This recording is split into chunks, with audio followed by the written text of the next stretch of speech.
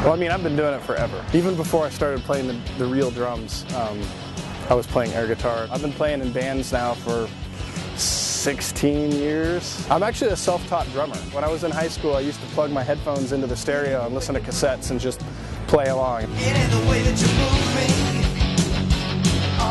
I saw the documentary Air Guitar Nation, and it's all about two air guitarists from America, the formation of U.S. air guitar, and what happened when those two guys journeyed to Finland for the World Championships. It let me know that this existed, and it just so happened that that year that I saw it was the first year they came to Kansas City. And I was like, I have to do this. I placed in nationals for 5 years in a row. Every time that I went to nationals, I would do a little bit better. And then this year in Los Angeles, I came in second, a tenth of a point behind the winner, which meant that he was going to represent the U.S. in the World Championships, whereas I, at the last minute, bought a $2,300 plane ticket, asked my boss if I could get off work, and then flew to Finland the next day.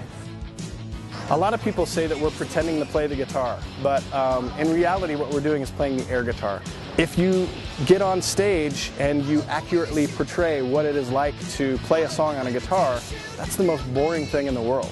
So when you go up on stage and you throw the air guitar up in the air and you catch it and you impale yourself with it, you know, you do all the things that you can't really do with a real guitar, that's the moment where the audience, it kind of clicks with them and they're like, oh, that's what this is. This is even more ridiculous than I thought it was. From the United States, Melin!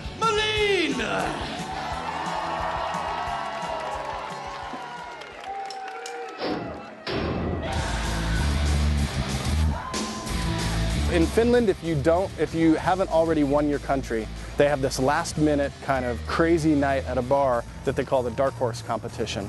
And anybody from any country can enter this. It's just another competition where they take the top 4 or 5 people and then they qualify them for the World Championships. And so I ended up winning there, which was amazing. The Europeans were just really, really into to my style of air guitar. And then I drew second. So out of 18 people, I had to go second the next night at the World Championships.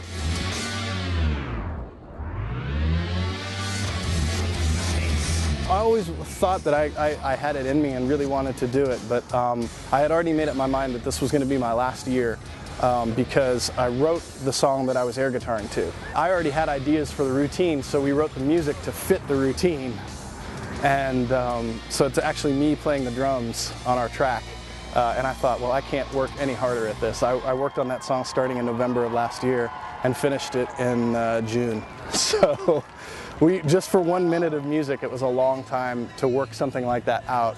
And I figured, well, I'm not going to be able to do any better than this. So I was just going to Finland to kind of close the experience and say, well, at least I made it to Finland once, and you know, I saw what it was like. I had no idea that I was going to win, and now that I have, I'm definitely not retired because they're going to pay for me to go back next year and defend my title.